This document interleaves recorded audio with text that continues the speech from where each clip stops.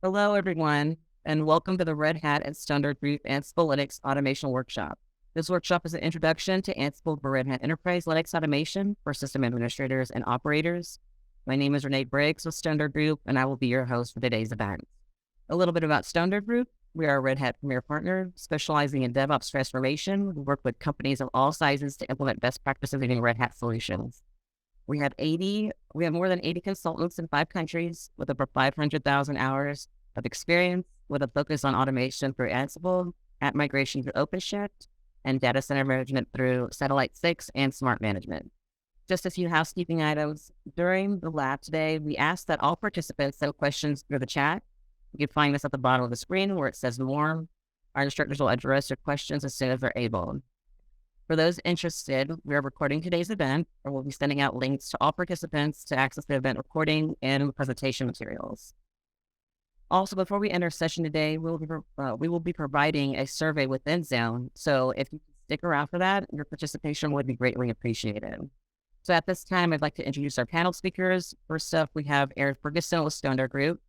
Aaron is the solutions architect for Standard Group with over 25 years of information technology experience, leading IT operations to ensure the success of big picture objectives. We also have Chris Hindeman. Chris is a solutions architect at Red Hat. While previously working in network and security roles, his focus at Red Hat is on the broader product portfolio, enabling partners on the capabilities and the benefits of Red Hat solutions. Chris has led sessions for Red Hat Partner Check Day, product-specific workshops, and open demos. Also joining us is Mike McDonough. Mike is a senior Red Hat architect with Standard Group and is responsible for designing and blueprinting OpenShift and Ansible architectures for Fortune 500 customers, spanning a broad array of Red Hat technologies. With over 25 years in enterprise IT, Mike has a deep experience in cloud architecture, automation, performance tuning, and information security. So thank you for our team of panel speakers and support for facilitating this workshop today. Let's go ahead and get started. Aaron, I'll pass the session over to you. Sure. Hello, everybody. My name is Aaron Ferguson. As Renee mentioned, I'm the solutions architect with Standard Group. Here is a brief list of topics that we'll cover today. We'll look at the overview of public cloud provisioning, converting shell commands into Ansible commands, retrieving information from hosts, deploying applications at scale, self-service IT via surveys, and overview of system roles for Red Hat Enterprise Linux. And if we have time at the end, we have a bonus section of an overview of Red Hat Insights integration. In the next few slides, we'll cover what Ansible Automation Platform is and what it can do for you. And then I'll pass you over to Mike for the labs. Regardless of your roles or responsibility, there's certain repetitive or time-consuming tasks that exist in your day-to-day. These are costs that can translate directly to the bottom line. The use case for automation is pretty straightforward and generally happens when we don't want to solve the same problem over and over again. If you think about your day-to-day, what tasks are repetitive and time-consuming in your day-to-day operations? Automation is already happening in one form or another. Organizations have a real problem by using different tools that are not centrally managed, shared, or collaborative. Having all these disparate automation tools create risk in the organization, and using Ansible brings all of that together in a centrally managed, shared, and collaborative platform. Standard Group is currently engaged with a customer that's using multiple automation tools, be it Puppet, Shell, or other automation tools. And they have a need to combine all those tools into a single platform to reduce the training time and specific expertise needed to manage those tools. Ansible is a tool that enables different roles in the organization to work together to exponentially increase the value of automation. It breaks down silos. It does this because it's vendor agnostic, enabling it to play well in other environments. You'll see an example of different technical teams at the bottom, but you'll also see the line of business person in there as well. They are all responsible for the domains you see on the outer edges. The Ansible Automation Platform has a role for everyone, and we'll talk more about that in the upcoming slide when we start to pick apart some of the components. And we want to talk about why Ansible Platform. Well, it's pretty simple and straightforward. Number one, it's powerful. It has powerful orchestration abilities and can cover all of the IT infrastructure. It can act as the glue for other tools that you already have. There's no need to make additional investments. So basically, one tool can bring people and processes together. In the next slide, we'll cover all the ways that we can use Ansible in your footprint. It's number 2, it's simple because it uses an easy YAML language and does not require extensive coding skills. You automate everything the same way, implement the platform faster, and use it everywhere in your organization. And last, Ansible is agentless. There's no client. So you end up with a seamless integration that works out of the box. No need to start over with current automation efforts. The strategy around all of this is to extend the use case, help more teams automate, and make barrier for entry much lower, allowing for an easier start. This is what Ansible platform automation is all about. A lot of people refer to Ansible as a Swiss Army knife. Any of the items in red can be part of that conversation. Orchestration, configuration management, application deployment, provisioning, deprovisioning, continuous delivery, and security and compliance. Stone Door Groups works with a lot of customers that use Ansible for software deployments, OS provisioning, deprovisioning, compliance, and governance, just to name a few. We are currently working with a customer that has a small IT team to manage several thousand virtual machines, and they have a need to provision and deprovision these VMs at a moment's notice. They often get requests to spin up a VM within a period of hours and not days. We're using Ansible to help them provision these new VMs in a fraction of the time it would take them to do it manually. And we're also using Ansible to deprovision those VMs to free up resources and reduce their overall cost. If you recall on slide 8, where we talked about breaking down silos, this graphic shows how Ansible automation platform can unify the automation efforts into a single strategy across the organization. Ansible is how Red Hat does automation by unifying automation into a single strategy. Content creators work with domain experts to write a set of tasks called playbooks. Mike will actually be going over that in writing playbooks and what playbooks are in the labs. The operators manage that content and administer the Ansible automation platform as a whole. And users consume that content through self-service automation catalogs that help them automate their day-to-day activities. Ansible can be deployed on-premise or in the cloud. It's something that scales with Automation Controller, which provides a GUI interface where you can manage inventory, launch and schedule workflows, and integrate reporting. Ansible also has cloud services that ship with the Ansible automation platform. The Automation Hub is a place to discover and consume supported collections. And these contain any and all dependencies that you need to start automating. There's service catalogs where users who won't directly interact with the Ansible automation platform can order and consume that content. There's also reporting and monitoring that is included as part of Insights, which I mentioned, if we have time, we'll go over that at the end of the labs, as part of as software as a service that analyzes your automation environment and proactively resolve infrastructure performance issues, system availability, and vulnerabilities. Ansible already automates the technologies that you currently use. Here you can see some of the technologies and the certified content collections that are both supported by Red Hat and the vendor, and there's also uncertified collections in Ansible Galaxy that are community supported. Red Hat has an extremely robust partner ecosystem. Building around this automation language is always supporting the adoption and traction of new industry verticals. Red Hat is constantly working with vendors in the marketplace to add more and more certified content. As you look at this list, is there anything here that you currently, there's more than what's just here, but is there anything that you are currently using in your IT environment that could help you as part of a certified content collection? So that's a question for you to think about as we start the labs. At this time, I'm going to turn it over to Mike and let you all get started on the labs. Thank you. Hey, good day, everybody. One moment. All right. So, hope everyone's having a great day. We've got 6 modules to go through for this workshop, and to give you an overview of the content as well as the so kind of setting some expectations for the next few hours. We've got six modules, as I mentioned. We're going to start with, talking about the lab setup, lab environment. We're going to then go into the Ansible basics.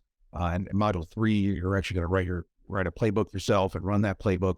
Module 4, we're then going to expand on that that playbook, adding variables and looking at how we can take data about the input values from the systems that we're operating against, how we can use those to influence how the playbooks run.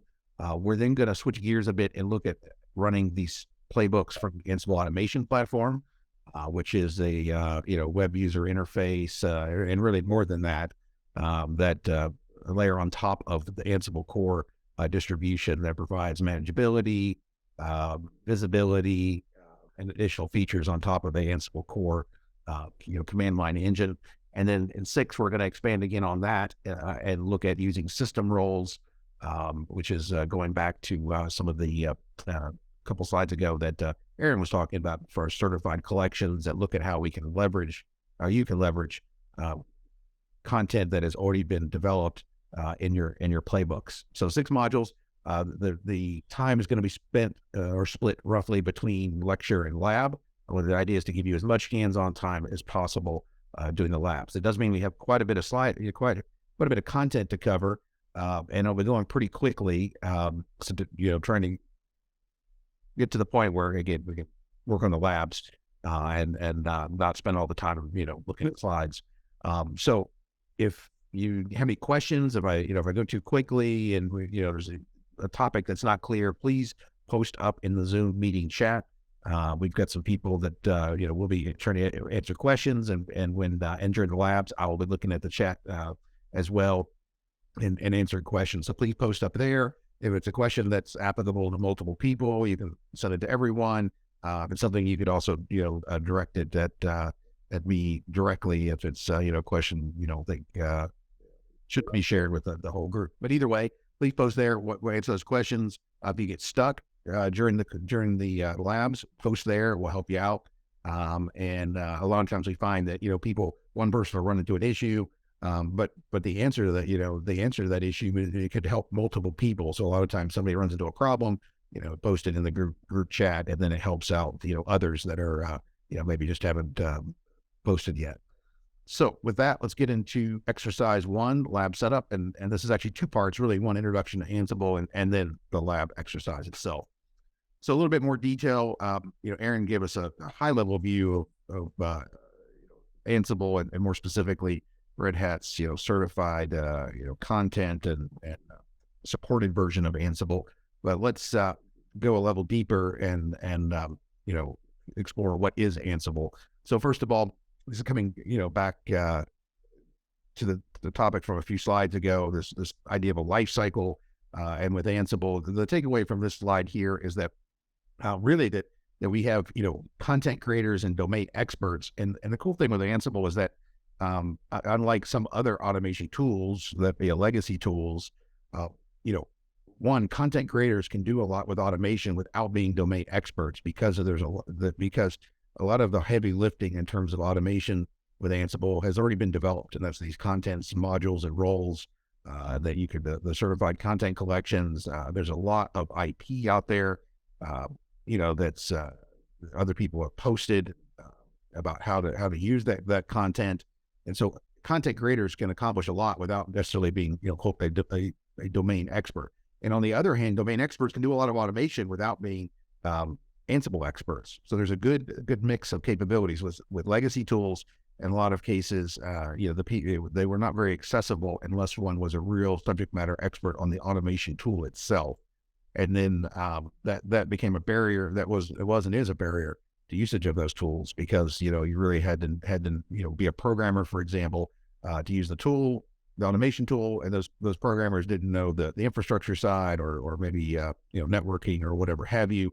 And therefore automation didn't happen because the network, group, for example, they weren't programmers and vice versa. With Ansible, a lot of those barriers are eliminated or at least minimized. So what does Ansible look like? And this is kind of helps answer the question of why is it easier for domain experts to do automation and vice versa? And one reason is that Ansible you don't have to be a programmer per se to use Ansible. Really, all you have to do is understand YAML, which is an acronym for yet another markup language.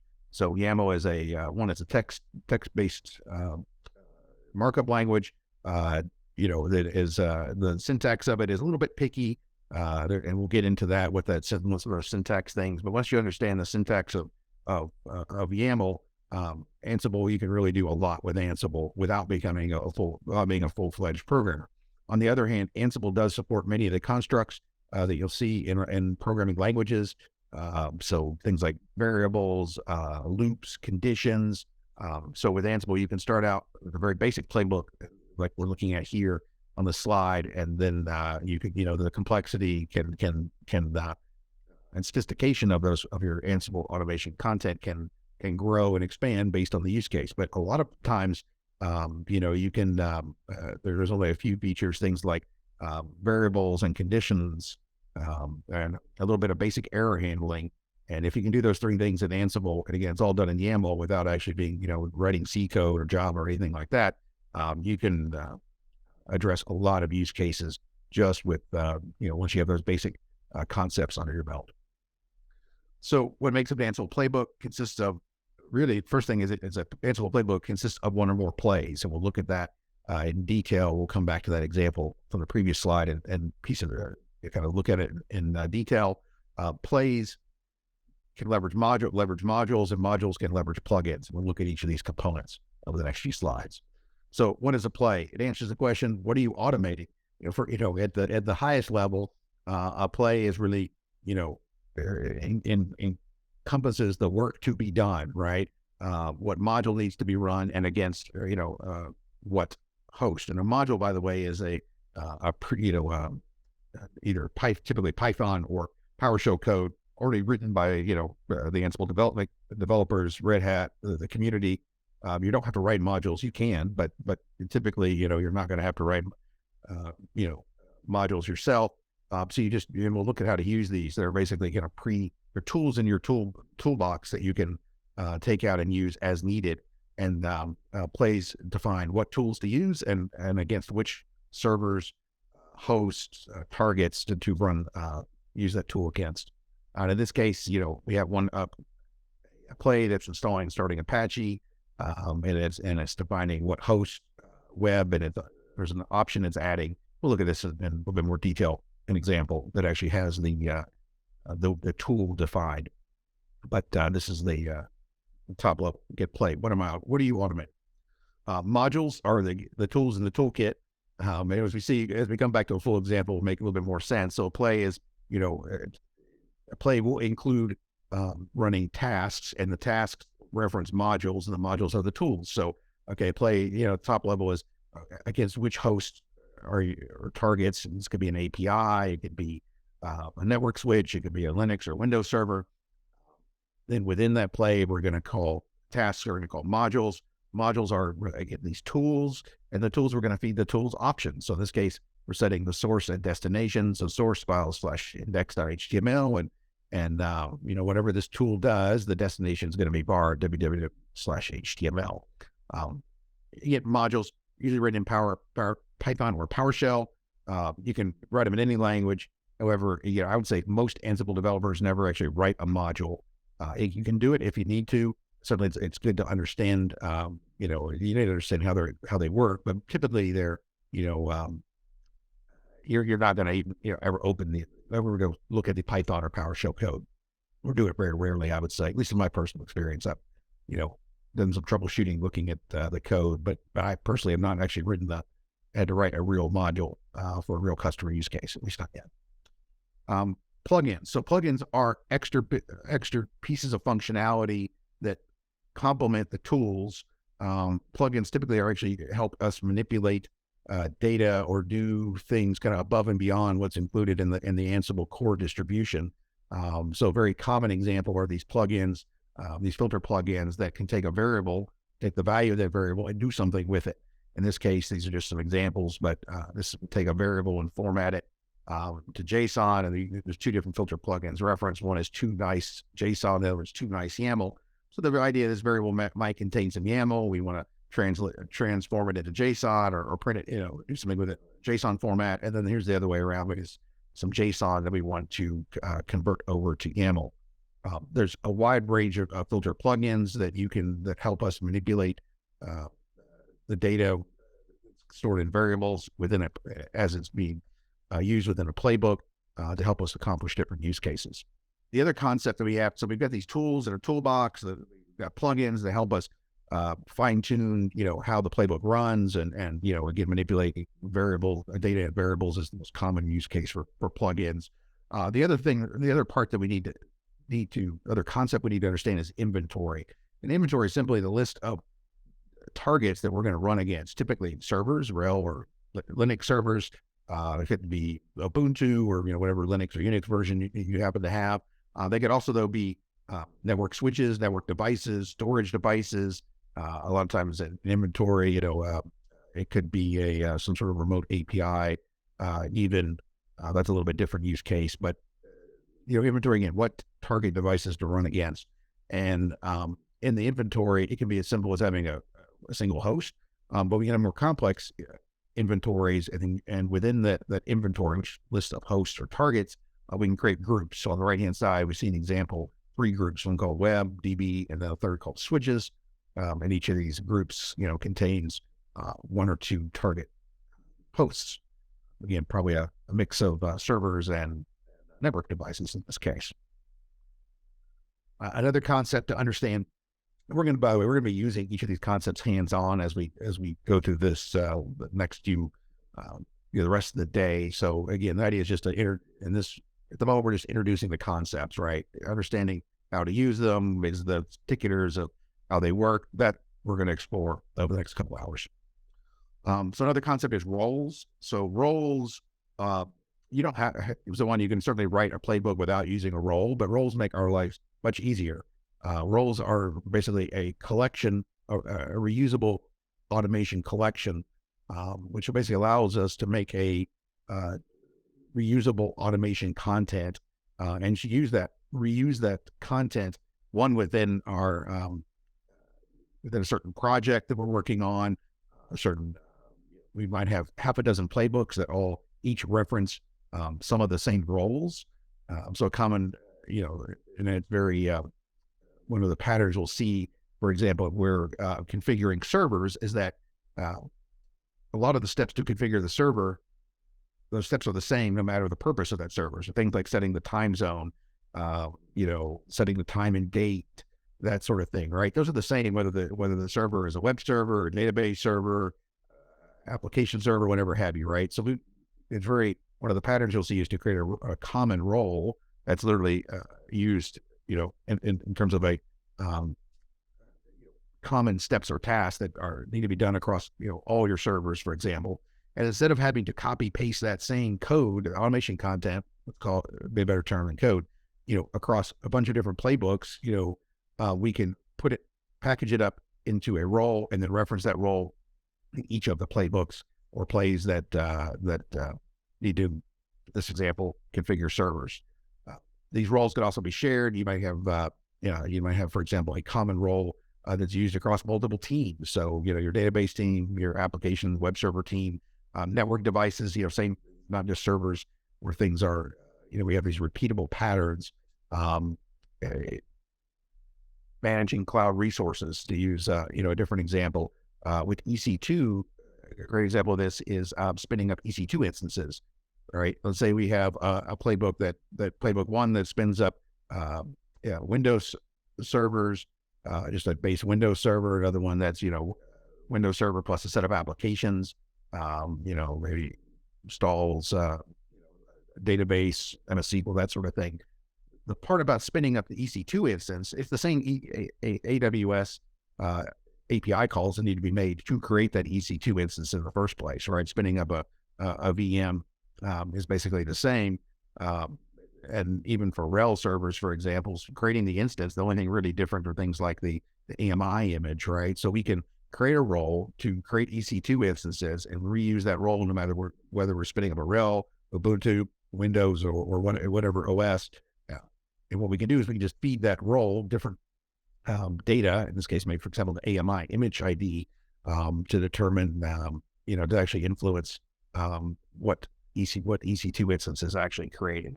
Another way to package up content is what we call a collection. Collections were introduced in Ansible a few years ago. It was maybe several years ago now. First, we just had roles, and then the community realized that we needed a higher level of abstraction, or a higher level way of grouping grouping automation content together and sharing that. And thus, this concept of collections was born. Collections can contain multiple modules, playbooks, roles, plugins, documents, and you'll see that. We'll look at some of the whenever we'll use a collection, and here towards the end of the end of the workshop. But collections, simplify our content delivery. There's different use cases for this. One of the ones, of course, we're talking about today are the certified content collections from Red Hat. So to give you just a preview of what we're looking at, if we come over here, there we go. If we come over to Automation Hub here, look at our collections. These are the certified collections from Red Hat. I'm just going to pick the first one here, give you just a preview of what we're talking about here. So here's a collection that includes 19 modules. And so these modules we can reference in our playbook. And we can call this one, we can call a storage related module, managed tenant networks and a pure storage fusion. I'm not personally familiar with this product, but, we could leverage these.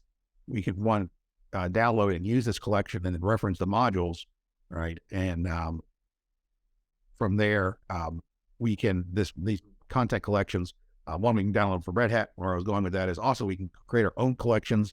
There's also open source. Again, we're focused on the ones from Red Hat, the certified collections. But there's others. You can create a collection, for example, within your organization and share that collection across teams, across business units, for example. So putting it all together, here's what a collection looks like. And this is basically equivalent to what the same thing as we're looking at over here. This is, we have a content that's got 19 modules. Some of them they find a more interesting one. We look at partners. Let's look at some of the Amazon collection.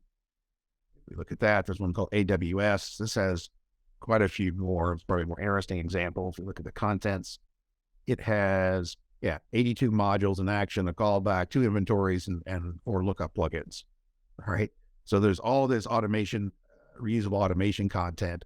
We can leverage that simply by installing or referencing the collection in our Ansible content. Here's what it looks like broken down at if we were on a Linux server and did an ls, command, look through the contents. This is in case they're looking at a collection for Nginx, and it includes a playbook, a role call, 3 roles, one called Nginx, in other words, Nginx app protect and Nginx config. Within the roles, right, those roles will contain tasks. And this is an example here. Well, actually look at the playbook, and they're referencing the role Nginx and calling or Nginx app protect role from our Nginx INC collection. So certified content platforms is what we're looking at over here. Automation, this is Red Hat Automation Hub, and it's certainly one of the real value adds from your Red Hat subscription is that these certified collections, 140 of them.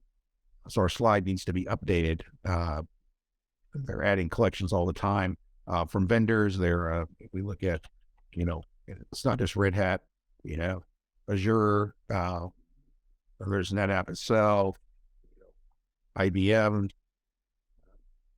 storage vendors, network vendors, really cloud vendors, large variety of content. So how does Ansible automation work? Some concepts, and this is really important to understand, and it becomes more important as you start to develop your own playbooks. You need to understand these concepts of the concept of local versus remote execution. So the default is to what we call remote execution, or default. The most common way to put it is what we call remote execution. And this is with the remote execution, your actual playbook is, first of all, where you run Ansible or Ansible playbook command, or actually nowadays Ansible Navigator.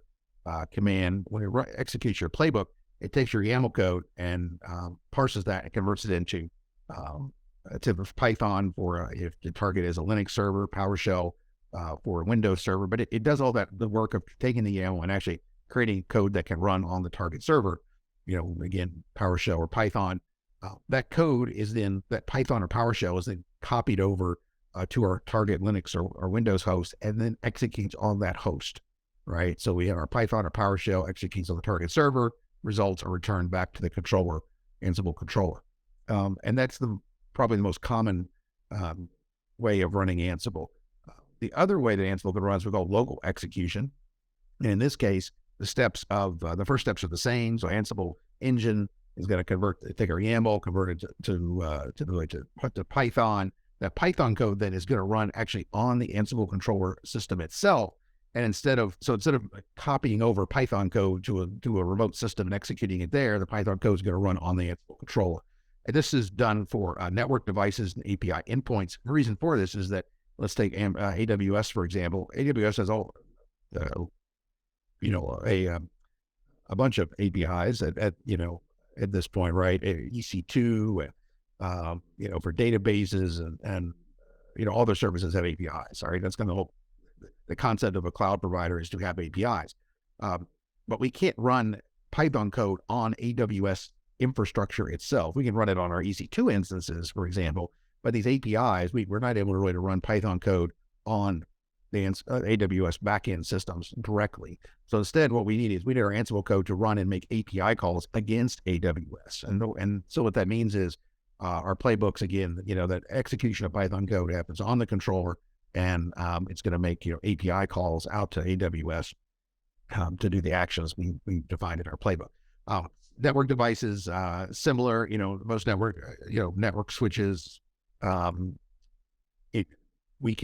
may have, of course, a logging capability. We can SSH to them, for example, web UI, but we're not able to run Python code on them directly. So instead, what we have are our playbooks for most network devices, again, common switches and that sort of thing.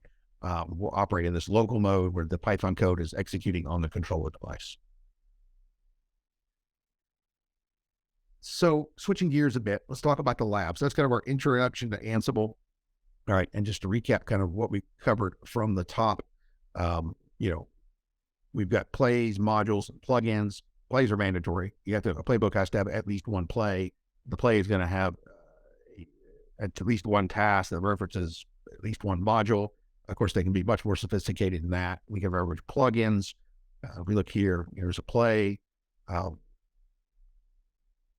Example of a task referencing a module. Then we have these plugins, which help us expand the capability kind of above and beyond what vanilla YAML can do. It really extend the capability of Ansible itself. It extends the feature set of Ansible. The plays operate against inventories. Inventories contain target devices, servers, network switches, that sort of thing. We can get groups.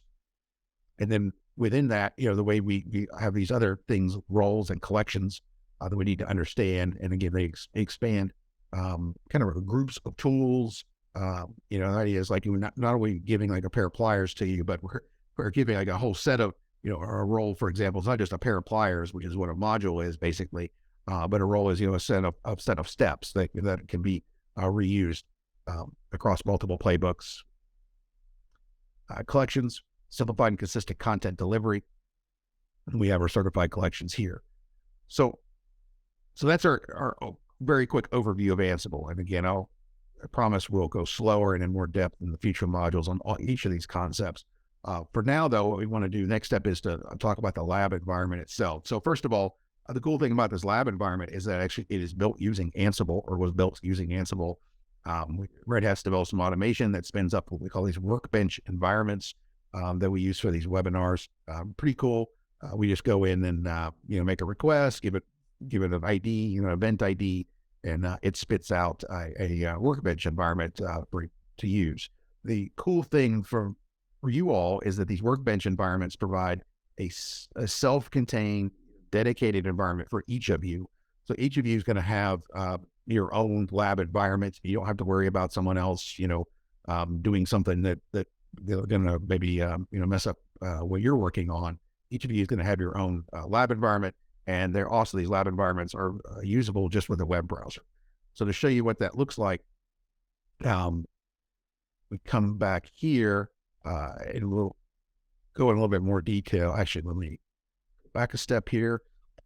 This is our Workbench launch page, and I'm going to copy, I'm going to put these in the group chat in just a moment. So I'm going to put each of these links in the group chat so that you can access the lab. You're going to go open this first URL, and the first time you go to this, it's actually going to ask you, I've already signed in, so I'm kind of going, showing me step 2. It's going to ask you for your name and email address. Enter that information. And then this is the next, you'll see a page. It'll then take you to a page that's very similar to this. It'll just have like I'm student 1, you might be student 2, student 3, so on and so forth, right? You're going to need these URLs and need these passwords. The ones that are important to us, if we come back here, oops, too many tabs. The one we're going to be using most of the day is this VS Code. And we click this link here. It's going to open up Visual Studio Code in a web browser. I've already opened it. It looks a little bit different the first time. To get to this point, what you're going to want to do is go File. What I like to do is go File, Open Folder, and open the home/student directory. That'll give you access to all the files over here. That's useful as we go through the labs. It allows you to do some copy paste. Then I go New Terminal. So when we actually do our command line edits of Ansible playbooks and whatnot, we're going to be doing it here in Visual Studio Code using Terminal. So for example, we can do things like Ansible Navigator, start the Ansible Navigator command, good collections, and we'll be looking at these and looking at collections using Ansible Navigator here in the next module or so. So very important. So next steps when we go to this lab, again, you're going to open the first URL, put your name and email address in. You're then going to open up VS Code. It'll ask you for a password. You just copy that value in. A little bit later on, we'll be using the second link, which is Ansible Automation Controller. This is your own dedicated AAP instance. When you log in, it's going to look something like this. Again, you won't need to do that for a few labs, but we will need that a little bit later on.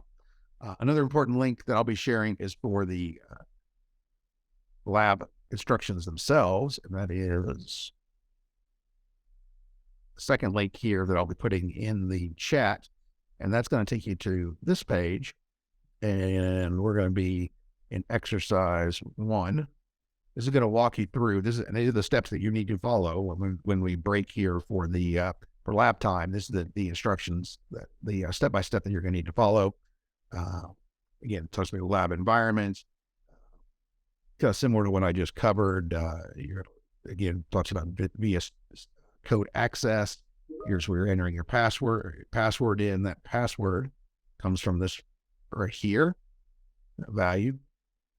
Opening up a terminal window, and then doing a little work, get kind of familiarizing yourself with the command line environment, looking at Ansible Navigator.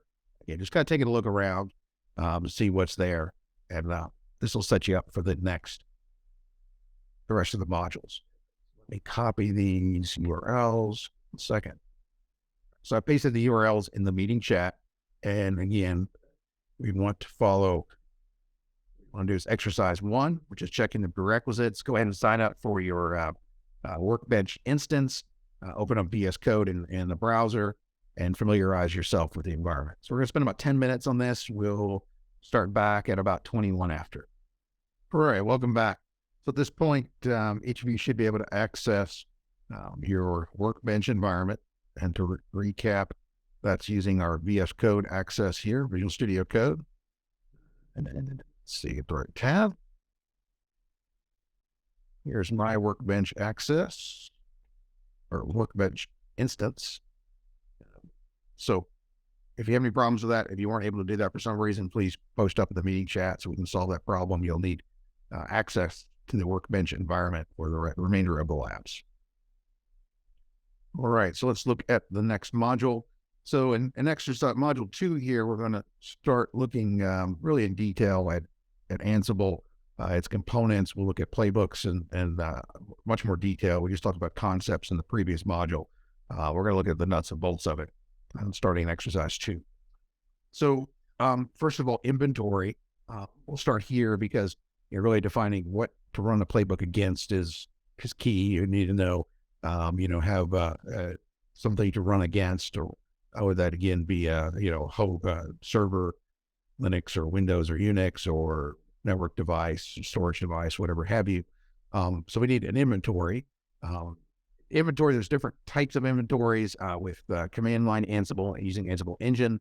They're typically file-based. There are other options though, and we'll look at those in a little bit more detail in AAP when we get to Ansible Automation Platform, also called AAP for short, which Ansible Automation Platform, just very briefly, here we have the concept of inventories, and inventories, instead of being file-based, are actually contained within the AEP platform itself. Here's our host. There are other options, just a thing we call dynamic inventories. These can be set up at command line or in AEP, where we actually have some Ansible code that goes out and, for example, queries Azure for a list of VMs, or AWS, or whatever, OpenStack, whatever type of provider you're using, to retrieve a list of servers. And there's different things. You can also use dynamic inventory. For example, Satellite 6, we can pull in and host from our Satellite 6 server and use those in Ansible. But we're going to be focused today on file-based. They're really the first concept one needs to understand getting started with Ansible. So file-based inventories, the basics is that it is one or more host names in the in a text file. The text file is actually the most common is what we call an INI format. You can also do it in JSON if you'd like. INI is probably a little easier to start with because there's less formatting in terms of the syntax, the file itself. But our INI file format here, we can have an IP address, we could have a host name, and again, we'll look at how to group those. So here's an example for groups, app1, SRV, web. We also have some other concepts here where we're assigning variables to groups. We're assigning vars, Apache listen port, and Apache root path to our web group. Another thing to look at here is our web group. There's some shorthand syntax that we can use. This sets up a range. So when we run our Ansible playbook using this inventory, the way this will be interpreted, it'll be expanded to node-1, node-2, node all the way up through node-30. And it's also able to do the same for, in this case, IP address. So instead of listing 30 individual target systems in our inventory, we can just do it with one line here. So that's a nice shorthand syntax. There's some other things we can assign variables to individual hosts. So in this case, we have a server we're calling app server 01, but maybe that server, that host name does not resolve on the Ansible controller. It's not fully qualified, for example. But we can get around that by using setting our Ansible host value to the actual IP address of that server. And just kind of going through what I just talked about. Going in more detail here, when we look at groups, we can create nested groups. In this case, we have two groups, one called Nashville and another called Atlanta. And we can make in this case, they're making a third group called South that has two child groups, the Atlanta and Nashville group, as well as an individual host. So when we run our playbook, we could run against the Nashville group, the Atlanta group, or the South group. If you run it against the South group, it'll include all the hosts from Nashville and Atlanta, plus this HSV app 05 server or target device. So inventory, very important to get INI format. To recap here, kind of basic, we go back to the basic version. It's just a list of servers. In fact, you don't even actually need it. You could leave out this group name if you'd like. There's always a default all group or an implicit all group. So a lot of times if you're just doing, basic playbooks, you can just have a list of IP addresses or resolvable host names, and that's good enough to get you started. There are options we can use though. We can add, set our Ansible host. There's also a number of other options that are applicable to the host. Maybe it's setting the SSH key to use, the user account to use when logging into that server. So there's authentication options we can add. There's some shorthand syntax that get something you may not use all the time, but nice to know that it's available. But it's very common to use these assigned variables. In this case, we're assigning variables not just to you do that to an individual host, but into groups of hosts, right? This is to our web group, and here's our implicit all group that we can assign variables to as well. So how do we, kind of switching gears here, with inventory, the other thing we need to understand is how to access the documentation. So one, of course, you could search the internet for it, Google, Bing, DuckDuckGo, whatever your search engine of choice is. Certainly look at the go to the main Ansible website. But one of the useful features with Ansible is that the docs are included. So we can use this command right here. Let's copy paste it over to our terminal. And you can paste, by the way, if you could, doing Control V may not work for you, but if you do right click and then go copy, of course, now I didn't actually copy it. Control C, let's try it one more time. Oh, paste, sorry. Yeah, I want to paste it. You'll need to allow in your browser window, click allow. So you run that command. And now we have our documentation, and this is giving us a list of what documents are available. These are our modules, and there's a documentation from our collection, the Amazon AWS collection, which is installed. So we can read through all the documentation here if you care to. And again, the nice thing about this versus just doing searching on Google or whatever have you, is that these are the docs that are specific to the version of Ansible that you're actually using. One of the things I've run into personally is that, you search for an Ansible module, search the internet for it, put the first link. Well, that link may be, a lot of times it's the latest version, which you may or may not be using in your environment. So it's always good to check the docs that you're reading, actually, do they match up with the version of Ansible and the version of the collections and modules that you're using. If you do it this way at the command line, these are docs included with, actually installed in your, in this Linux environment.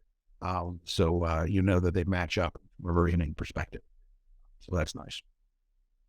So Ansible documentation, let's see here. There's another case here. If you want a level deeper, in this case, we're going to run Ansible Navigator doc against the user and look at the, for a user. We run this command, right click, paste. So this is giving us the documentation on the user module, which is a built-in module included in the Ansible core distribution for managing user accounts and user attributes. Gives us our options that we can pass to the module: append, authorization, comment, create home, expires, force. This allow us to create a new module or manage user accounts, setting passwords, lock values, that sort of thing, setting the shell. And if you go down, it's got notes. Let's see, also, one of the things that's very useful are the examples. So this is a fairly, fairly simple module. I think if you've done any work as a Linux admin, you can understand how to add users. But some of these modules, right, it's helpful to be able to see examples of how to use them. Right, they're all fairly well documented, but kind of piecing everything together is something that these examples are very helpful, and saves you kind of figuring it out yourself. Keep that in mind. So Ansible documentation, and that takes us to our lab 2 exercises. So we come back to our lab instructions, scroll all the way down, click next exercise. We want to go to exercise 2, Ansible basics. And in this lab, we're going to do some work with inventory yourself. And there's an inventory file already that's set up in your workbench environment. Take a look at that. A couple different ways into your Ansible Navigator inventory command to parse that inventory, and also look again some other options of using Ansible Navigator. In this case, it just outputs a JSON. It outputs the in a list format JSON. This is going to show us a graph of, and this is very useful, by the way. Sometimes, if your playbooks are not running against the host you think they should be running against, a lot of times, probably some sort of typo in your inventory file. And this is a good way to see the relationship. It shows us what hosts or targets are in which groups and which nested groups, that sort of thing. So it's very helpful. That graph option there is very helpful when doing troubleshooting. So we're going to run that listing modules. So once you take a look at inventory, we're going to need to explore how to use the Ansible Navigator command. And a couple of hints on that, by the way, that it's not entirely, may not be obvious, wasn't obvious to me the first time. If we go in, so run Ansible Navigator, the first thing, how do I, things you can try from here. Well, how to do this? Well, you actually, what it's saying is to type collections. It takes us to collections. And then one hint for you. So to access, if I want to go to collections, and let's say I want Ansible.security, I can just press 6 on the keyboard. That's going to take me to Ansible security, give me some additional information. Takes a second or two to run. Very exciting. So first of all, how to go back. You hit the escape key to go back. And then if I want to, so that's fine for 0 through 9, but if you want to go to any 10 and above, the way to do that is to type : and then let's say I want to do Cisco iOS. I'm going to do : 1 and 2 for 12 and hit enter. And that's going to take me. Otherwise, if you just start typing 12, that's not going to work. Let's say we wanted to go to 15 or iOS number 17 here, right? If I just type 17, well, that took me to 1, not to 17, right? So I want to go to 17 : 17. Their documentation there. Cisco documentation, and then go back, press escape, and exit, escape again. So explore how to use Ansible Navigator. And yeah, we'll give you about 10 minutes for that. So we'll start at about 43 after the hour. Okay. And again, exercise 2. All right, welcome back. Let's take a look at module 3. So in module 3, we're going to be actually working with playbooks, hands-on. You'll create your first playbook and run it, actually do some, content creation. So we need to do that. We need to understand the structure of a playbook as well as some YAML syntax, the do's and don'ts.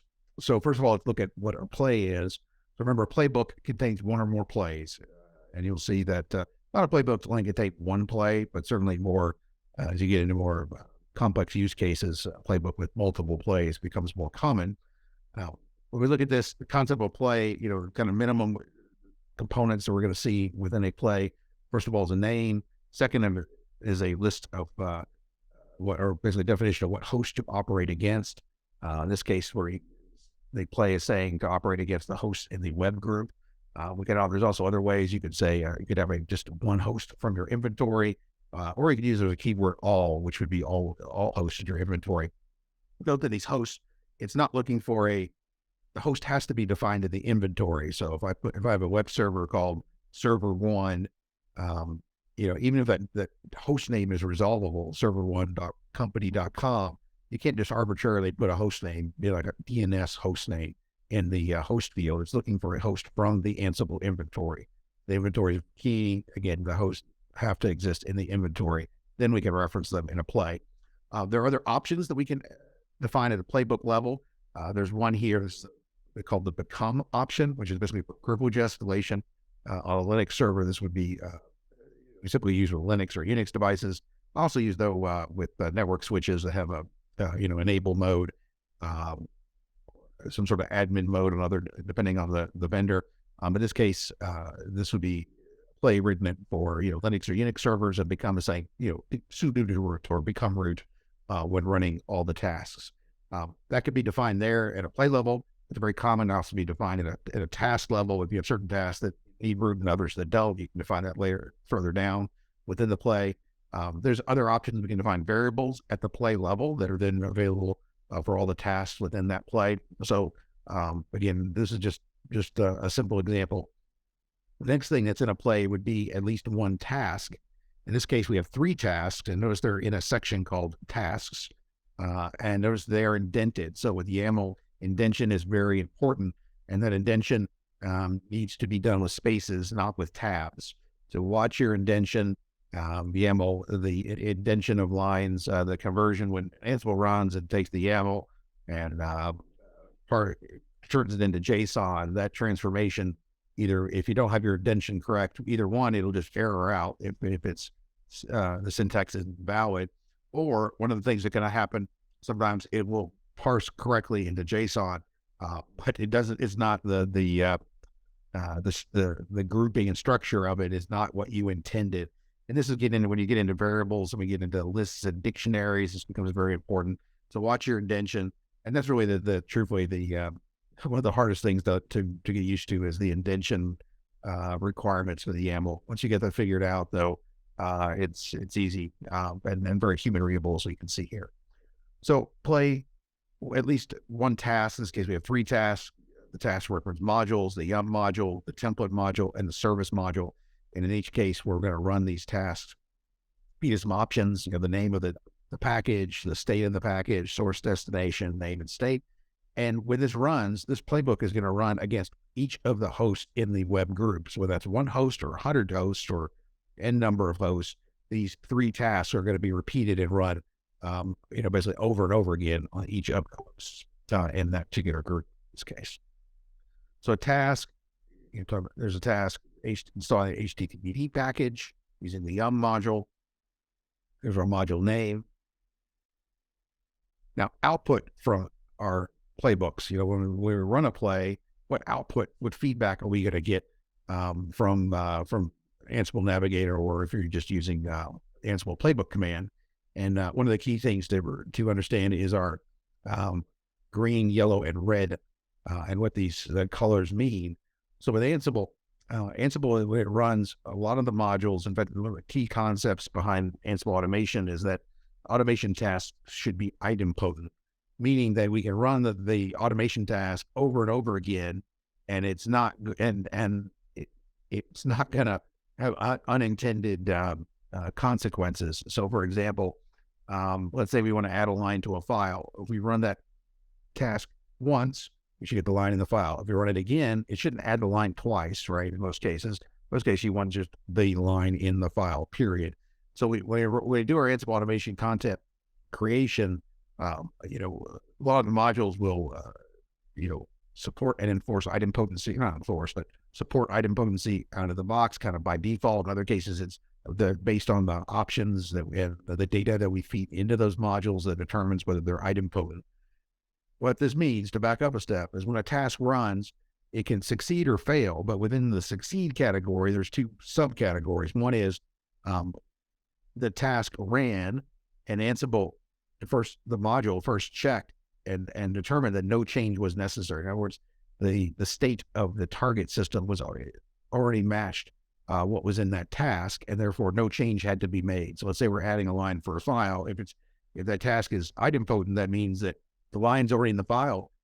Nothing needs to be done. So Ansible will run, check that the line's in the file, and give us what we call give us this green output and say no change is made. On the other hand, if the line does need to be added, add the line to the file, and as long as that succeeds, then we'll get again, still a success, but it's this yellow color. And you'll see some difference also in the totals that are output, where it's this distinction between succeeded, change made, succeeded, no change required. And I guess another way to say no change was made, you can kind of consider this no change required. That's another way of looking at that.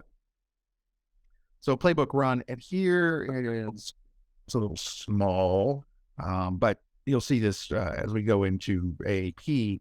This output's kind of telling here where we ran a play, and then it's not doing what I want to do. Let's try that again. So we look at this here as three nodes. Again, I apologize for being small. I'll get a better example later on. But in this case, there's 4 equals okay, changed equals 3. So this means we had 7 tasks that ran.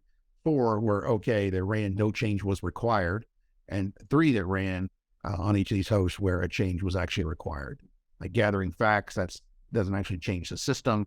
So that just gives us a green success. Installing the package, it had installed the package in all 3 hosts.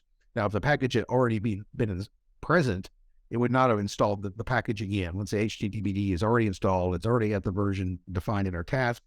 What you'll see is instead of yellow output, you'll see green output. And then it'll show up in the OK category instead of the changed category. So how do you run a playbook? Two different ways to do it. Nowadays, with Ansible 2.12, which is the current version on RHEL 8 and up, we use Ansible Navigator. Older versions of Ansible, for example, in the Red Hat world, Ansible 2.9 was the most current version for a while. 2.8, 2.9. That we use called the Ansible Playbook command. Nowadays, we use Ansible Navigator. And it's one of the features that came out with Ansible 2 in the Red Hat world 2.12 that provides additional capabilities above and beyond our playbook command. Now, next slide here. So Ansible Navigator, it has two interfaces. One is a text-based user interface, and we saw he used this in the previous lab, but it's called 2E, text-based user interface. It also can be run just with regular command line. You'll see some examples. That was if you do the option -M as standard out, that'll cause it to run. And here's an example right here where it's running -M standard out. So instead of running the terminal interface, that's just going to give us a kind of more typical command line type interface.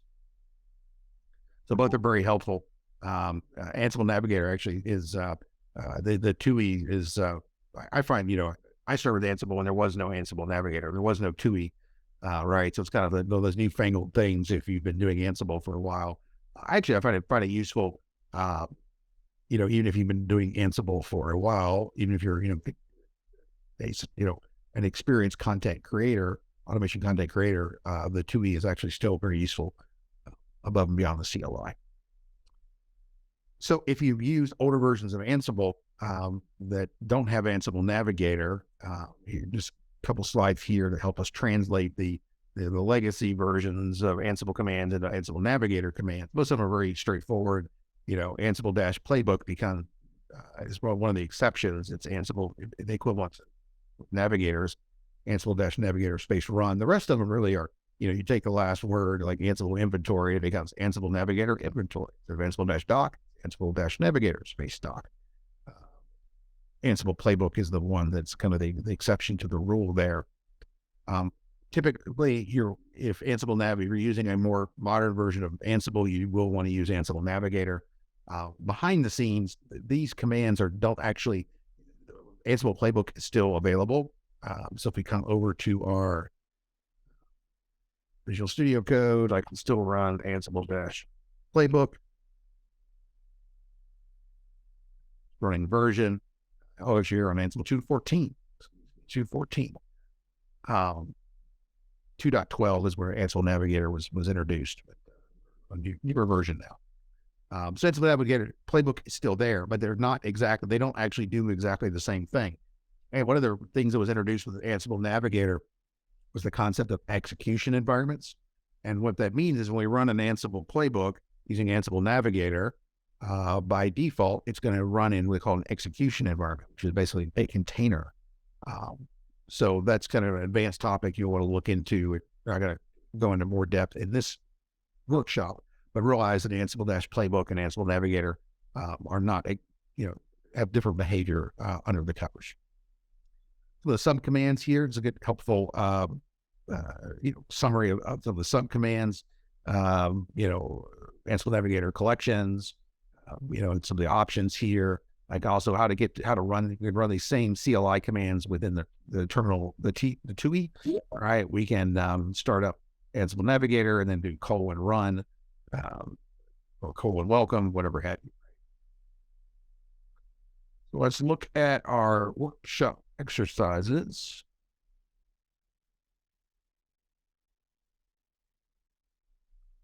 So in this module, or in the lab, for this module, we're going to actually use Ansible to build Apache web servers on Red Hat Enterprise Linux. I'm going to use the yum service and copy modules and understand, to look a little bit at idempotency. Again, idempotency is very important. And what you'll find with Ansible is that some modules are idempotent, again, by default, out of the box. You don't do anything special to make them idempotent.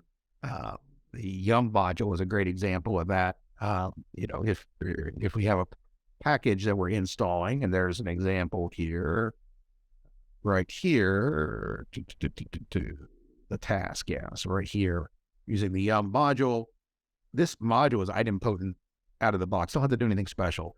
It's going to check, in this case, whether HTTPD is installed, as long as it's the latest version per our YUM or DNF repo, data, then it won't reinstall the package again if it's already installed and it already meets the state, in this case, the latest version. Other modules do require more work, kind of work on the content creator side or content developer side to make idempotent. Actually, adding a lot, using the line in file module to add a line to a file is an example of one where you have to feed it the right options to make that module's behavior idempotent. In this case, mostly our regex expression is typically how that's done. Line in file is a very common module. It's used quite a bit. And that's one of those ones where if you're not careful, if you run it, it's easy to make that one, run a task with line in file that's not idempotent. And if you run it, more than once, you end up with multiple copies of the same line in a file over and over again. There's ways to avoid that, again, by using feeding the right options to the line in file module, but it takes some thinking on the content developer's part to make sure it is in fact idempotent. Other playbook basics, YAML files typically start with 3 dashes, not really required. Your playbook will run without the 3 at the top, but it's nice to do that. Also, if you are more advanced Ansible, there is a, I'm not sure if it's installed, the Ansible lint command. Ansible lint will check check your YAML files to see if they're valid. And if you don't have the 3 dashes at the top, it will complain at you. So there's things like that as far as best practices, that not required, but certainly, again, best practice to include the 3 dashes. There are other things as well once you get into doing YAML and, how things are quoted and whatnot that you get above and beyond this course. But things as you get further down the road with your automation development path that you'll want to, understand and take into account. This is very important. This is not optional. You must use spaces and not tabs for indentation. It's got to be spaces. It's got to be the right number of spaces also. In this, let's find an example here. So for example, notice that, and we start off in this dash here, far left. Notice the second line, the 2 spaces, task, and notice that everything under task is actually indented by 4 spaces, and then 6 spaces, and then 8 spaces. It's very important that, we don't want these to be tabs. If you mess up, and let's say we only make this line 1 space, your playbook's not going to run.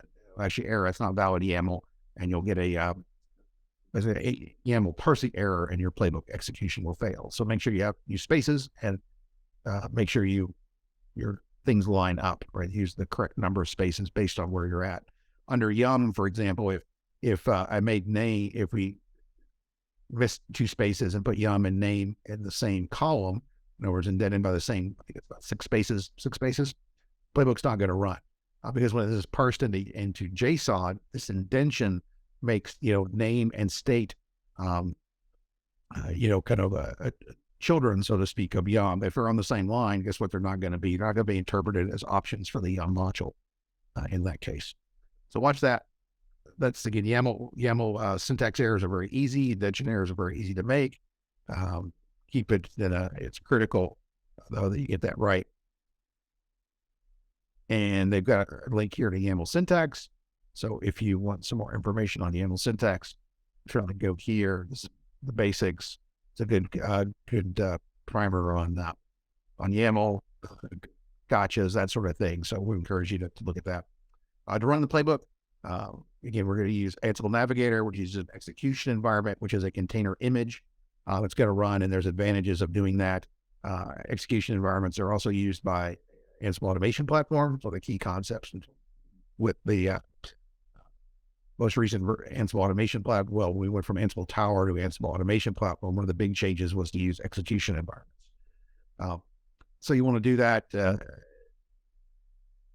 use Ansible Navigator, not the Ansible Playbook command, in most cases nowadays.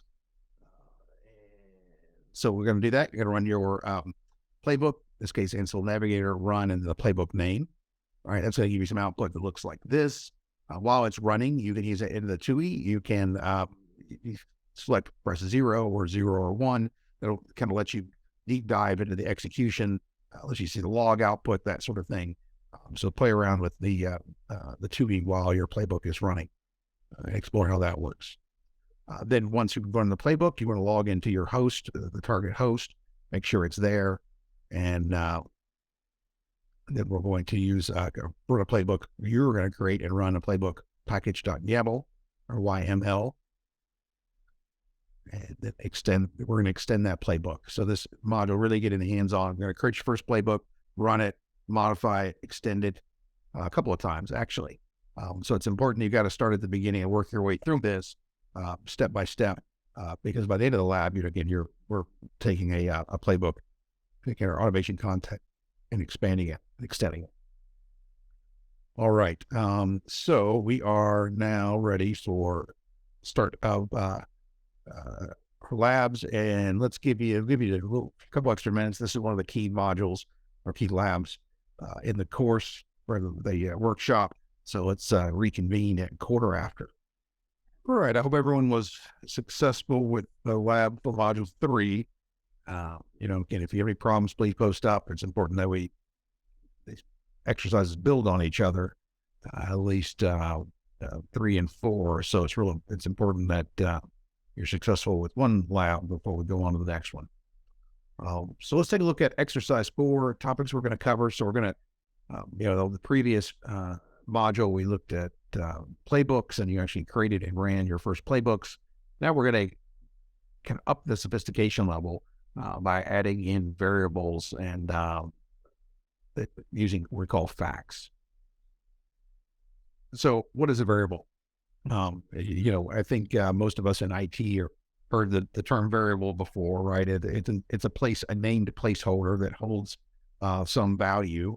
Variables here, we're going to keep it fairly high level, but Ansible does support different variable types. You can have, simple variables with, in this case, we have var 1, 2, and var 3. Each, var 1 is equal to awesome, var 2 is equal to Ansible, the string Ansible is. There's different data types. You can also have lists and dictionaries, be more complex, but let's start off simple. One of the things is we have simple string assignments. And then we also have the next concept is, okay, once you have a variable defined, how do you use it? And that's what this is actually showing us here. So we have 2 strings, var 1 and var 2, and we have var 3, which is equal to, guess what? var 2 space var 1. So when we access or use var 3, it's going to be equal to the string Ansible is awesome, right? And we can do that. It's exactly what it shows here. It uses the debug module, and when you run this play, it should print out the string Ansible is awesome. And this pattern is very very common. You use it as you're running Ansible playbooks over and over again. The idea of you have different variables, and we're gonna assign a value to a variable, and we're going to use that value. Typically, when you run some sort of module, feed it as an option or argument to a module. Also, we use this in loops. So we may have, for example, a variable that has a list of, let's say different, item 1, item 2, item 3, and we want to iterate over that list. We use variables in that use case as well. So Ansible was awesome. So what are facts? So facts are really just variables. The difference here is that variables are going to be defined, by your playbook, either statically or, during runtime. It's also very common with variables that we're going to maybe run a query, run some command, and then take the output of that command, the return value, or and put it in a variable, and then use that variable somewhere else. Another way, though, that variables come into that are created or automatically by Ansible, and these are called facts. Now, we can use facts. At the end of the day, a fact is a variable, right? Not all variables are facts, but all facts are variables. Maybe that's the best way to put it. So again, not all variables are facts, but all facts are variables. And we can use those. We can use facts, just as if they were variables, because then they really are. It's just kind of the distinction is what created the variable in the first place. There are a couple other things when we get into other use cases with, kind of above and beyond, but for this purpose, we'll keep it high level. For this course, we'll keep it high level. So we have facts. What are facts? Where do they come from? Well, they come from a module called setup. Now we can also, we can create our own facts using the Ansible module for that. But the simple use case is that they come from the setup module. And by default, when we run a playbook against a host, and assuming, again, we're talking about sort of Linux, Unix, Windows host, the setup module is going to run, if you haven't changed anything, the setup module is going to run by default, and it's going to gather a bunch of information about that host. And then we're talking, it's going to create, 100 plus variables, and it's going to fill those variables with data from the host that you're running against. Things like its host name, its OS version, IP address, disk devices, file systems, all kinds of stuff. Information about that host are created as Ansible facts, and then we can use those facts in our playbooks. So the setup module, again, runs by default. We could also run it explicitly. In this case, they're using the setup module, and they're actually going to run it. This is going to collect all facts of the host, in this case, local host, right? Our playbook is running against local host. This, by the way, is that I said all hosts need to be in your inventory file. This is one exception. You can reference local host, but without actually having the host name, local host, in your inventory file. It's one exception. Kind of a special keyword, so to speak, along with all. But in any case, this is going to run the setup module, collect all the facts. By default, every playbook you run is going to do this exact same thing, even if you don't have the task in there. Now, we can influence the behavior. We can turn off that running setup by default. We can also, we'll see this in just a minute, we can also run a subset instead of gathering all facts. We can feed some arguments into the setup module to limit what facts are gathered. So they're showing that previous playbook, the previous slide running. And then the important part is this playbook running. And we'll see, here we go. Ansible facts, right? This is giving us the output. So these are just a couple of facts that it found or created, data that it gathered and facts it created. Ansible all IPv4 addresses, Ansible all IPv6 addresses.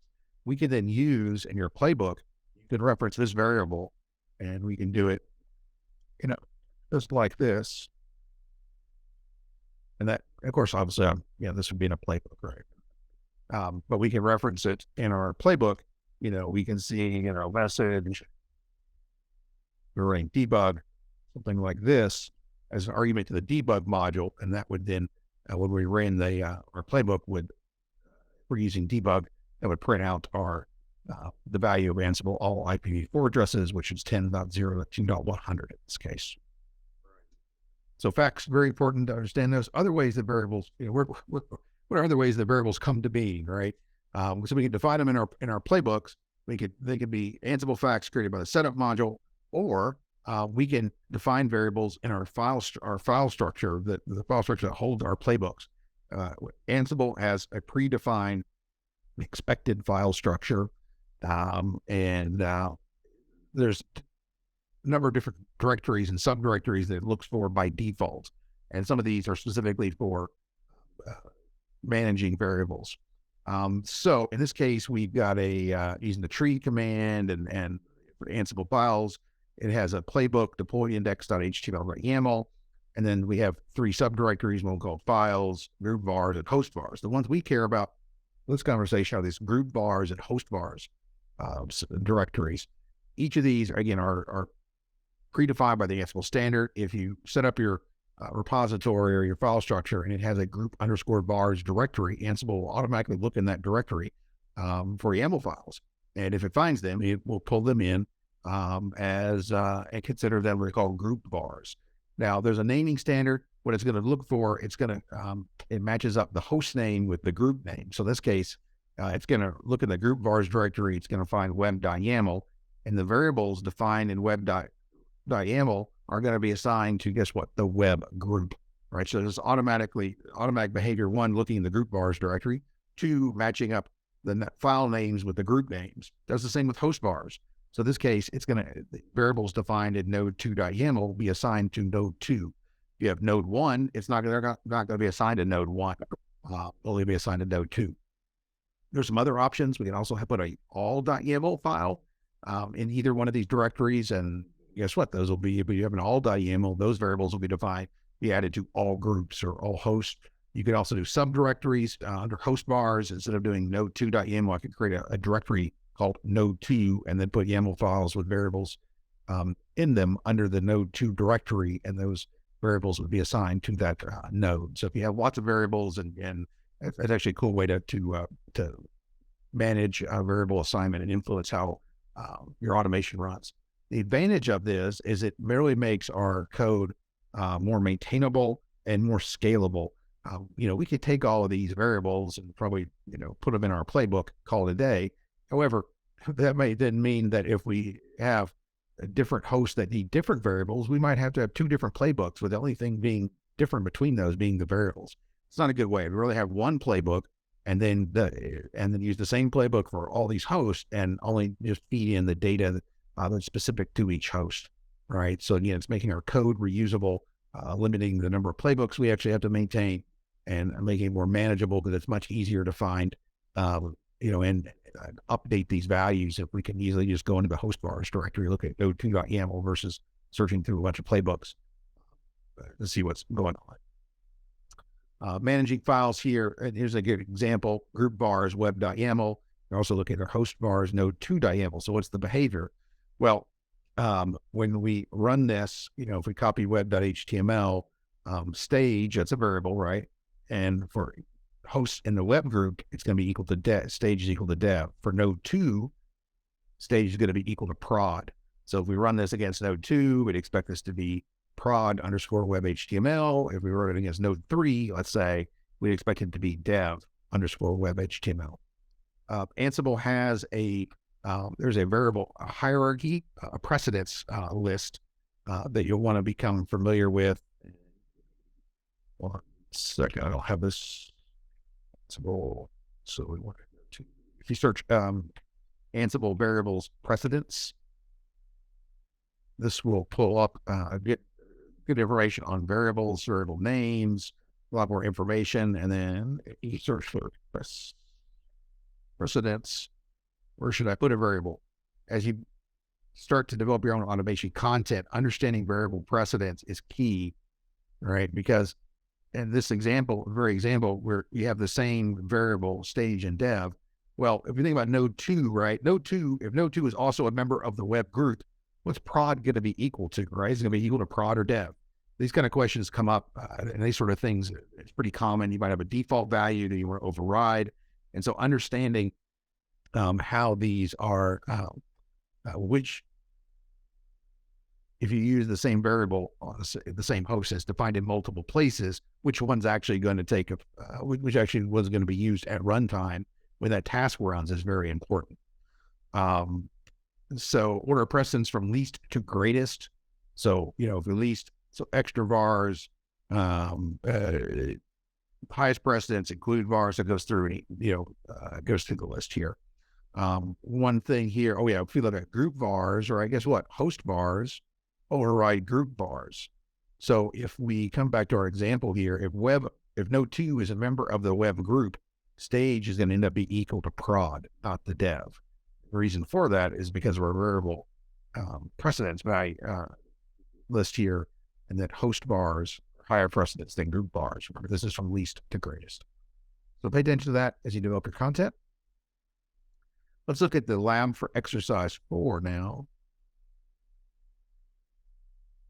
Exercise. So again, one of the very important modules in this workshop. We're going to expand on, take our playbooks and add variables to them, creating variable files. Use the make-dir command, create a host vars and group vars subdirectories. Notice these have to be spelled correctly. If you leave out the S or leave out the underscore, it's not going to work. It's got to be exactly this: host underscore vars, ERS, group underscore vars.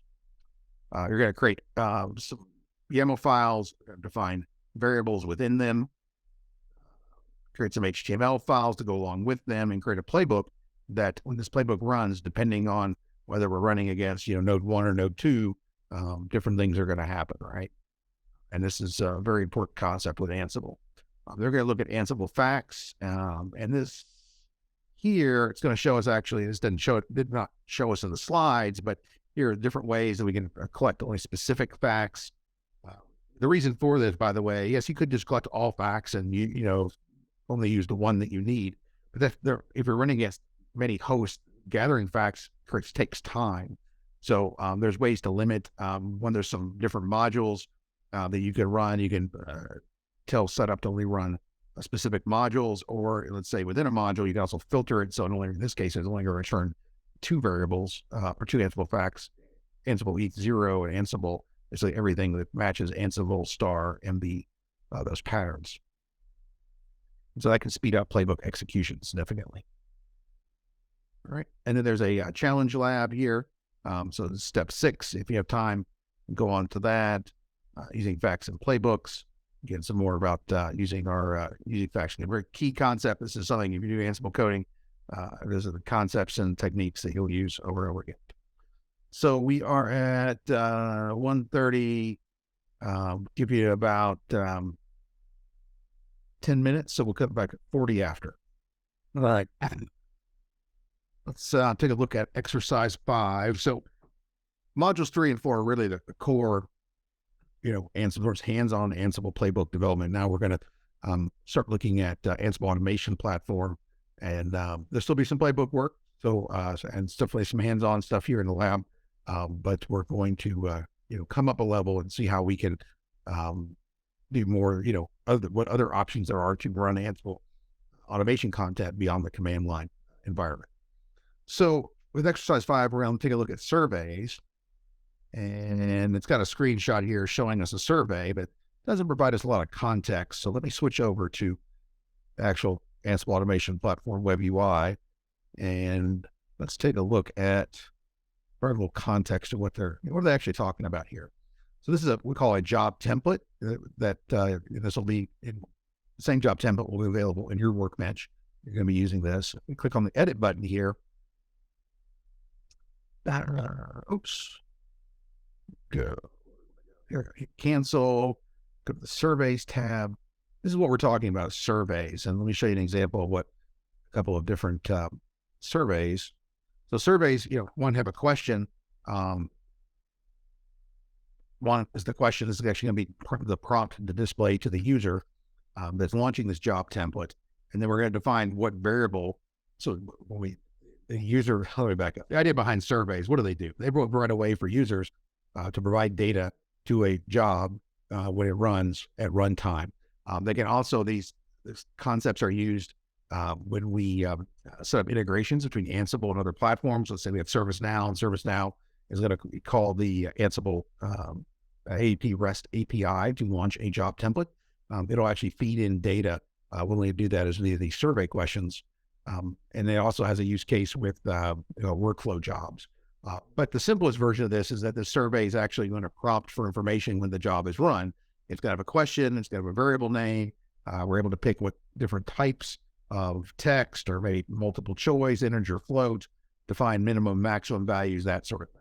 And what this looks like, if we go back here and actually launch it, what does the survey look like? Well, this is a survey. The survey is going to allows us to enter some text. So, post 1, and then we can select with some drop downs here. Say, let's go ahead and configure. Let's change that to yes. Configure the time, yes. So let's not harden SSH this time around. And it's not, they don't need to apply our PCI baseline. This is just an example. So this is actually a survey. So to come back to our slides here, again, surveys allow us to customize the way jobs run, user-friendly way. And again, there's also some other use cases for surveys beyond the interactive use case that we're going to be working with today. But it makes it very easy to use AAP to allow users to run jobs in a self-service capacity. When we look at AAP, there are ways to feed in. We could feed in variables to a job. And in fact, if we come back here, we could actually, when we launch it, we could edit, prompt on launch, click save. Now, when we launch it, we could actually put in our variables. So we could say, post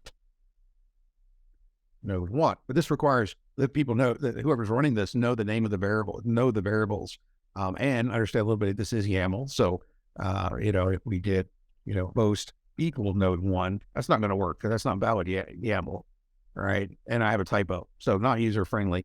The survey option, it makes these much more accessible to users that are not quite as technical, that are not your automation content developers. So creating a survey, how do we add a survey? Let me show you how to do that here using our this example. So we go to survey. Now by default, this will be, if we're creating a new template, this would actually be blank. But we click the add button, my survey, bar1, text, click save. So we now have my survey. Now, the first time you do this, one important thing is that by default, when you create a new job template, surveys will be disabled. So this button here will be grayed out. So if you actually want the survey to any of these surveys to be used when the job is launched, you've got to toggle this to survey enabled. So make sure you do that. Okay. We can also delete. In this case, I really don't want to leave that because it will not work. So go ahead and delete it. So again, go to your template, go to the survey tab, click the add button, add the survey, and then once it's done, toggle this to blue, survey enabled. And this is the slides here show us that same thing, right? They're going to templates, they go into the survey section, they've added a survey and they've turned it on. This screenshot needs to be updated. It's a little bit different now. Now it's over here on the right. I want this to be survey enabled. Okay. Using a survey, we looked at that already. And when we launch the job, when we actually launch our job template, we come back to templates here, click the launch button, which is this spaceship thing. Next, it's going to prompt us for our values. You fill those in, click next. Now, in this case, I didn't actually enter anything. But if we go back and let's say, what does it actually look like? We do post 1 and click next. Prompted values. Notice it actually took our survey input data, right, host 1, and assigned it to a variable _host, which is defined in our survey definition. So when we look at the, for module 5, let's look at the module 5 instructions. We'll come back to that slide. That's a very important one. So surveys, we're going to, so guide here, we're going to use our role as a Jinja 2 template deployed index.html file. We're going to create a job template to collect the values that are going to be used when that index.html file template is parsed. And we're going to launch the job template. So there's a configuration role. Here's the link to it if you want to take a look at it. Workshop examples. It's in the rel Apache subdirectory. And you can do that if you want. As we go over here to the Apache rel subdirectory roles, Apache install, we'll install, here's our roles, Apache web contents. You can take a look through there if you'd like, see what's going on in the back end. Now, there is some setup work, and let's see, create a project. They fixed this. Yes. The project is already here. So one of the things first thing to do is create a project. And I need to remove that slide because they've updated this fix was incorporated into this was missing from an earlier version of the slides. So let's come back over here. We don't need this. We'll, let's skip that slide, but we'll need that next time around. So you'll want to follow the directions, create the project. You want to use these values, make sure, the input values as provided. Gives you the URL. And what they're talking about doing is projects are a way defined for in AEP, basically where to pull your Ansible code from. So there's a project here already. That's not the one we need, though. We need a different project. And you're actually going to create that project using the instructions here. Okay. And a project, if we look here, it gives a name. We choose source code. Git allows us to put in our URL of our Git repository. We can optionally set tags, branches, things like that. But this is a fairly simple example, so you can just copy paste from the workshop instructions. The other thing, create a template, and again, use these values as provided. and add a survey to that template. So what they're referring to there, we come to template, go to templates, you click the add button, you want to go add job template. You don't want to use workflow template. That's something a little bit different. You add job template, and then fill this in as instructed. Okay. And then launch it. All right. So it's 10 till. So we'll restart at the top of the hour. Okay. About 10 minutes. I guess, well, sorry, didn't realize I was muted still. Have I been muted the entire time? That would be unfortunate. Hey, can someone let me know how far I need to back up? I'm not sure how far you to back up, but you were muted the whole time. So let's see. Oh, that's unfortunate. Oh, goodness. Yeah. All right. Okay. Well, I said a whole bunch of stuff there for 7 minutes. All right. Sorry about that, everyone. Oh, goodness. One of those days, huh? All right. So let me give you the quick version. System module 6. You just saw me pointing, clicking around there. All right. So role system roles to back up. Where do we get?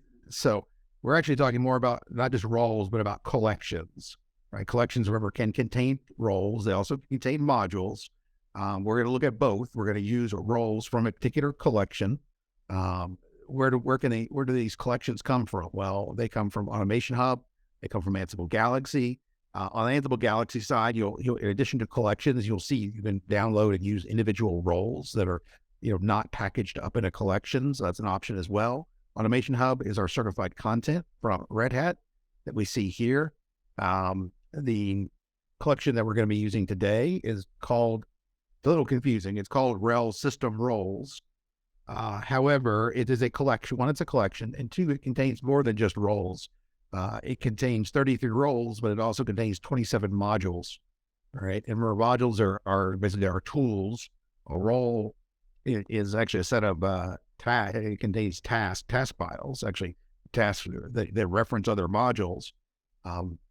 Sorry, these are kind of like mini playbooks in a way, reusable mini playbooks, at least conceptually. They're actually task files, but conceptually they'll execute one or more tasks.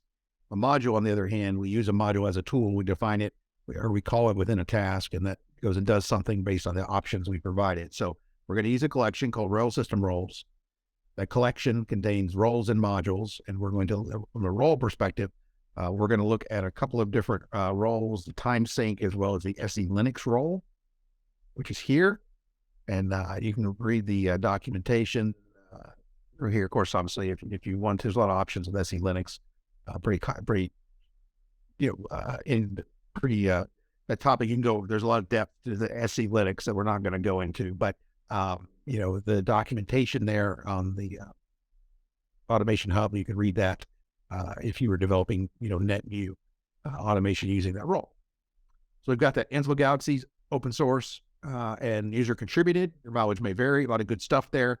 But of course, if you're going to download it from Ansible Galaxy, you need to review it before you run it, because it does not have the certification, the checks that content from Red Hat Automation Hub does. But lots of good stuff there. One last thing, a lot of times I don't know, let's say all, but all the collections in Automation Hub, everyone that I've ever looked at least, has been available in an open source version somewhere, like Ansible Galaxy or directly from the vendor. However, I would always use the version from, if you have the option, use the version from Automation Hub. If you have a Red Hat subscription, that way you have some level of support, and again, some level of assurances and more appropriate enterprise environment. System role collections, again, SE Linux, time sync. There's a pretty significant list of roles, the 33 roles and 27 modules contained within the collection. We're going to look at a handful of them. How do you reference a role? We use the include role module to include the role. You can also use import role, slightly different behavior. The way I write playbooks, in my thinking, I prefer include role. There's also an include playbook and import playbook.